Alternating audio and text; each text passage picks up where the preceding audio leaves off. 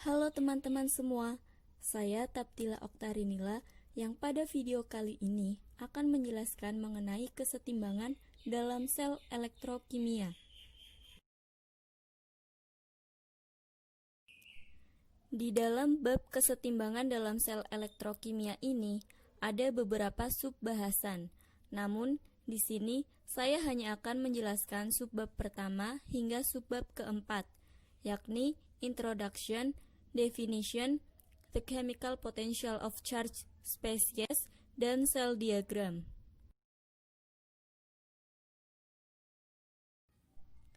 Oke, sebagai pengantar, akan saya jelaskan terlebih dahulu apa sih sel elektrokimia itu. Jadi, sel elektrokimia adalah suatu perangkat yang dapat menghasilkan arus listrik dari reaksi kimia yang terjadi, atau bisa juga menggunakan energi listrik untuk menjalankan suatu reaksi kimia. Sel elektrokimia yang menghasilkan arus listrik disebut sebagai sel volta atau sel galvani. Sedangkan sel elektrokimia yang membutuhkan arus listrik agar reaksi kimia dapat berlangsung disebut dengan sel elektrolisis. Di sini saya contohkan salah satu sel elektrokimia, yakni sel kering. Sel kering ini merupakan suatu silinder tertutup dengan dua terminal penghubung yang menonjol di masing-masing ujungnya. Satu terminal ditandai dengan tanda plus dan terminal lainnya ditandai dengan tanda minus.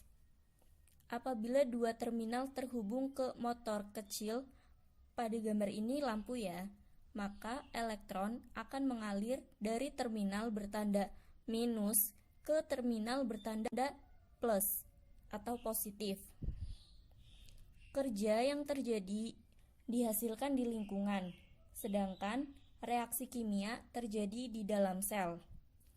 Persamaannya dapat ditulis dengan min G lebih dari sama dengan W, di mana kerja listrik yang dihasilkan atau kita sebut dengan WL atau W elektrik kurang dari atau sama dengan penurunan energi Gibbs dari reaksi sel atau kita simbolkan dengan minus delta G.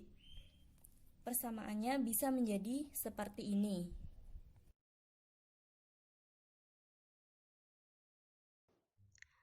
Kita lanjut ke bagian definisi.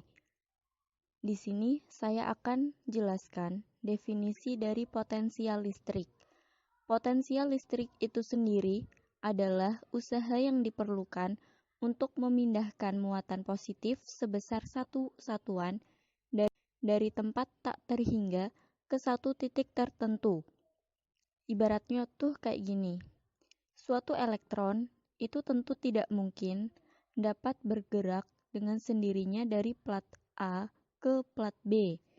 Namun, secara alami, elektron dapat mendekati muatan positif dan menjauhi muatan negatif. Jadi, untuk menggerakkan dengan arah sebaliknya ini diperlukan suatu usaha. Nah, usaha inilah yang dinamakan dengan potensial listrik. Jika V adalah potensial listrik pada titik dan W adalah kerja yang diperlukan untuk membawa muatan Q dari titik tak terbatas ke titik itu, maka persamaannya dapat dituliskan seperti persamaan di 17.2 ini. V sama dengan W per Q.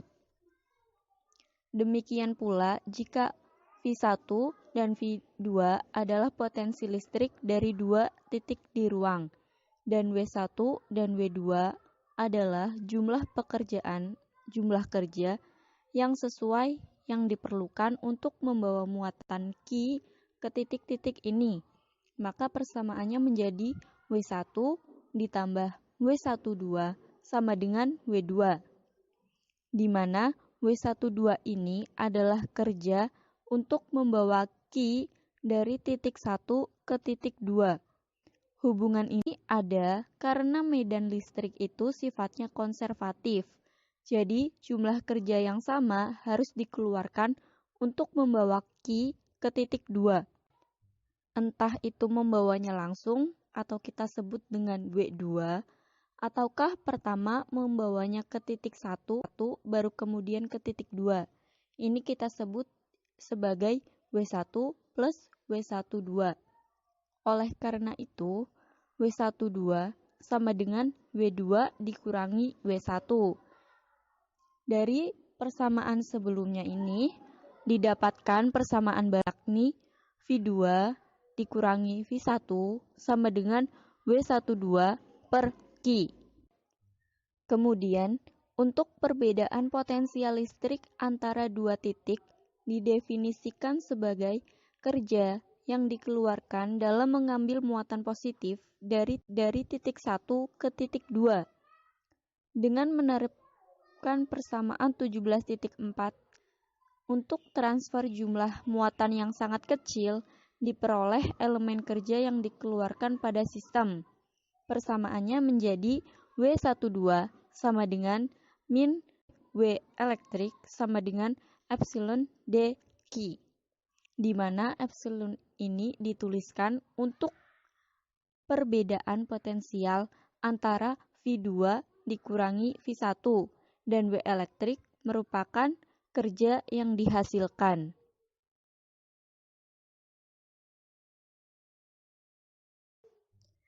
Di slide ini akan saya jelaskan mengenai the chemical potential of charged species. Kecenderungan lepasnya partikel bermuatan, ion maupun elektron, dalam suatu fase bergantung pada potensial listrik di fase tersebut. Jika potensi listrik pada sepotong logam berupa potensi listrik negatif yang besar, maka kecenderungan lepasnya partikel negatif juga akan meningkat.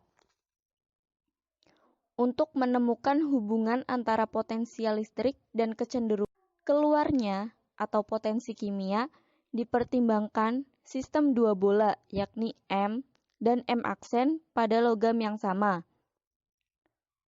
Kita biarkan potensi listrik mereka menjadi V dan V aksen. Jika kita mentransfer sejumlah elektron yang membawa muatan atau dQ dari M ke M aksen, maka kerja yang dikeluarkan pada sistem diberikan oleh persamaan 17.4 di slide sebelumnya, yakni min dWL sama dengan V aksen dikurangi V dikalikan semuanya dengan dQ. Kerja yang dihasilkan berupa dWL. Jika transfer terbalik, maka persamaannya menjadi dWL sama dengan min dG. Jadi, kerja yang dihasilkan akan sama dengan penurunan energi Gibbs dari sistem. Sehingga penurunan persamaannya akan menjadi dG sama dengan buka kurung V aksen dikurangi V tutup kurung dikalikan dQ. Nah, akan tetapi dalam hal potensi kimia dari elektron, μe-nya, jika dN mol elektron ditransfer, maka persamaannya menjadi dG sama dengan μe dikurangi dN dikurangi μe dikurangi dN. Di sini, dN mol elektron membawa muatan negatif dQ sama dengan min FdN, di mana F adalah muatan per mol elektron. F itu bernilai 96484,56 C per mol. Dengan menggabungkan dua persamaan tersebut, maka didapatkan persamaan baru, yakni μe aksen dikurangi μe sama dengan min F dikalikan V aksen dikurangi V. Atau bisa juga dituliskan dengan μe sama dengan mu E aksen plus F kali V aksen dikurangi F kali V. Nah, mu E ini kita biarkan menjadi potensi kimiawi elektron dalam M ketika V adalah 0. Lalu mu E sama dengan mu E aksen F kali V aksen. Dengan mengurangkan persamaan ini dari persamaan sebelumnya, maka diperoleh persamaan yang baru, yakni persamaan 17.6. Mu E sama dengan mu E dikurangi F kali V. Persamaan 17.6 ini merupakan hubungan antara kecenderungan pelepasan elektron mu E dalam fase dan potensi listrik. Nah, persamaan 17.6 ini menunjukkan bahwa jika V negatif, maka mu E lebih besar daripada ketika V-nya itu positif. Dengan argumen serupa, dapat ditunjukkan bahwa untuk spesies bermuatan apapun dalam fase, di mana 2 adalah muatan tan spesifik. Jadi nanti 2 atau Z-nya ini merupakan muatan pada spesies. Nah, maka akan didapatkan persamaan baru, yakni persamaan 17.7 mu I sama I plus ZI F V. Untuk elektron sendiri, Ze-nya sama dengan minus 1. Jadi, persamaan 17.7 ini dapat menjadi persamaan 17.6 kembali. Nah, persamaan 7 ini membagi potensial kimia mu I dari spesies bermuatan menjadi 2 istilah. Istilah yang pertama, mu I adalah kontribusi kimia untuk kecenderungan melepaskan diri. Kontribusi kimia ini dihasilkan oleh lingkungan kimia di mana spesies bermuatan ada dan sama dalam 2 fase komposisi kimia yang sama karena hanya fungsi T, P, dan komposisi. Istilah yang kedua adalah ZIFV adalah kontribusi listrik untuk kecenderungan melepaskan diri. Nah, ini tuh tergantung pada kondisi listrik dari fase yang dimanifestasikan oleh nilai V. Karena mudah untuk membagi potensi kimia menjadi 2 kontribusi ini, potensi elektrokimia yang tadi ya, telah diperkenalkan untuk menjaga mu I untuk potensi kimia biasa. Jadi mu I ini nilainya dipertahankan.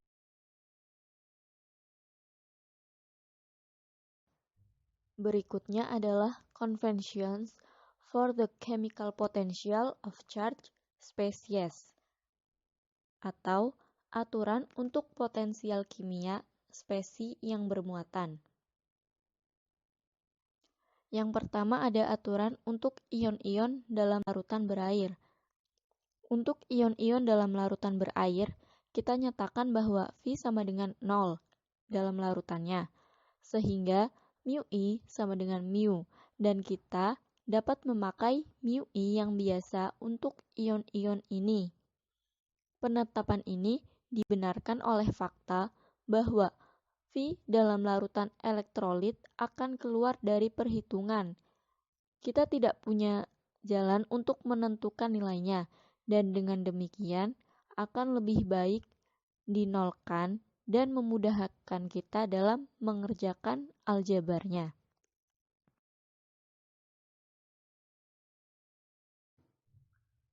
Selanjutnya, aturan untuk elektron dalam logam.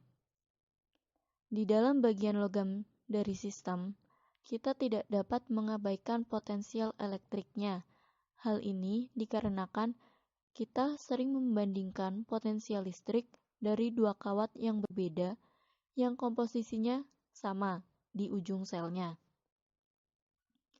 Demikian juga pada batang logam jelas bahwa pembagian potensial kimia ke dalam bagian kimia dan bagian elektriknya adalah sembarang. Hanya dibenarkan oleh keadaan di mana yang lebih menguntungkan. Karena bagian kimia dari kecenderungan melepas timbul dari interaksi pada partikel bermuatan listrik yang menyusun tiap materi.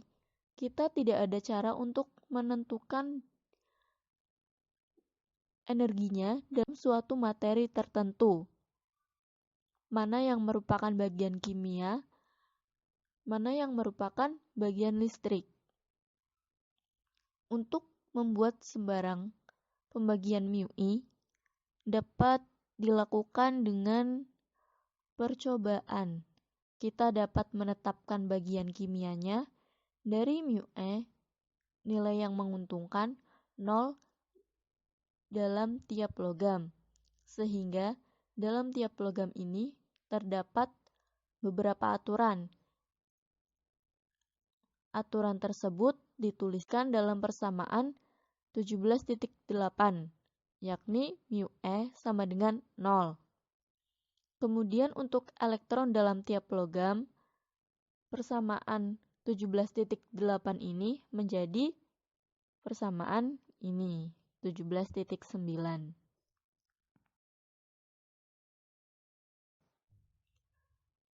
Untuk ion-ion dalam logam murni, definisi yang dari persamaan 8.9 tadi disederhanakan bentuk potensial kimia ion logam dalam logam. Di dalam setiap logam terdapat kesetimbangan antara atom logam, ion logam, dan elektron. Persamaan reaksinya seperti ini. Untuk kondisi kesetimbangan, berarti persamaan yang tadi akan menjadi seperti ini. Nah, dengan menggunakan persamaan 8.7 di slide sebelumnya tadi, untuk mu, m, z+, dan persamaan 8.9 ini untuk mu e, kita peroleh persamaan mu m sama dengan mu m z plus ditambah zfv dikurangi zfv. Nah, untuk logam murni pada 1 atm dan 25 derajat Celcius, ini kondisi standar, kita memiliki mu 0m sama dengan mu 0mz plus. Dengan aturan kita sebelumnya, maka mu 0 ini sama dengan 0 untuk unsur pada kondisi standar tersebut. Nah, sehingga persamaannya akan kita peroleh seperti ini di persamaan 8.10. Bagian kimia dari kecenderungan melepas pada ion-ion logam adalah 0 dalam logam murni pada kondisi standar. Kemudian, dengan menggunakan persamaan 8.7, kita peroleh persamaan baru. Mu m z plus sama dengan zf0. Nah, persamaan 8.9 dan 8.11 ini merupakan nilai-nilai konvensional dari potensial kimia elektron dan ion-ion logam dalam setiap logam murni. Selanjutnya, ini adalah aturan untuk elektroda hidrogen standar. Elektroda hidrogen standar itu sendiri merupakan suatu elektroda redoks yang menjadi dasar bagi skala termodinamika pada potensial reduksi oksidasi. Nah, apabila sebatang platina dikontakkan dengan gas hidrogen pada fugasitas 1 dalam larutan asam, yang di dalamnya ini ion hidrogen memiliki aktivitas 1 yang disebut dengan elektroda hidrogen standar. Ini pengertian lainnya ya. Nah, potensial listrik dari elektroda hidrogen standar ini ditetapkan dengan nilai 0 dalam persamaan 8.12 ini. Nah, pilihan ini mengimplikasikan bahwa energi Gibbs standar untuk ion hidrogen dalam larutan air adalah 0. Persamaannya ditunjukkan dalam 8.13 ini. Hal ini memberi kita acuan nilai yang dengan hal tersebut kita dapat mengukur energi Gibbs ion-ion lain dalam larutan. Inilah sebabnya elektroda hidrogen standar ini menjadi dasar bagi skala termodinamika untuk potensial reduksi oksidasi zat lain.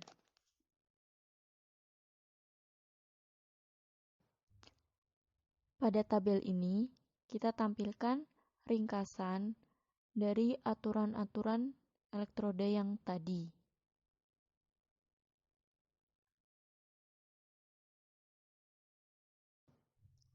Selanjutnya akan dibahas mengenai diagram sel.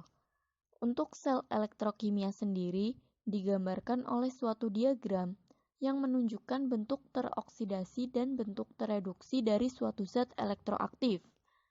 Seperti halnya spesies lain yang mungkin saja terlibat dalam suatu reaksi elektroda. Nah, elektroda logam atau sekelompok logam-logam inert ditempatkan di ujung diagram.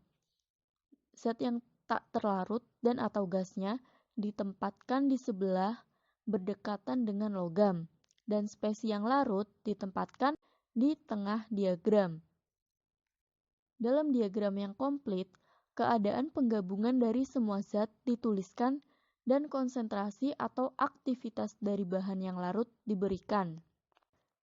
Dalam diagram yang disingkat, beberapa atau semua informasi ini diabaikan jika tidak diperlukan, dan jika tidak ada salah pengertian juga bisa diabaikan. Yang dimasukkan itu yang penting-penting saja. Nah, batasan fase ditunjukkan oleh garis vertikal yang penuh. Garis vertikal putus-putus tunggal menunjukkan lompatan antara dua fase cairan yang larut. Garis vertikal putus-putus double menunjukkan lompatan antara dua fase cairan yang larut, yang di situ lompatan potensialnya telah dihilangkan. Suatu jembatan garam seperti agar yang dijenuhkan dengan KCl sering dipakai antara dua larutan untuk memisahkan lompatan potensial. Koma sendiri memisahkan spesies larut yang berbeda yang fasenya sama. Berikut merupakan contoh yang menggambarkan penjelasan tadi. Contoh diagram sel ya.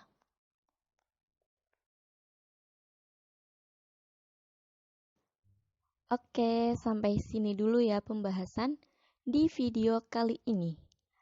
Untuk subbab berikutnya akan disampaikan di video selanjutnya oleh Lulu dan juga Alfiatur. Oke, sekian untuk pertanyaannya, kita diskusikan di grup Telegram. See you.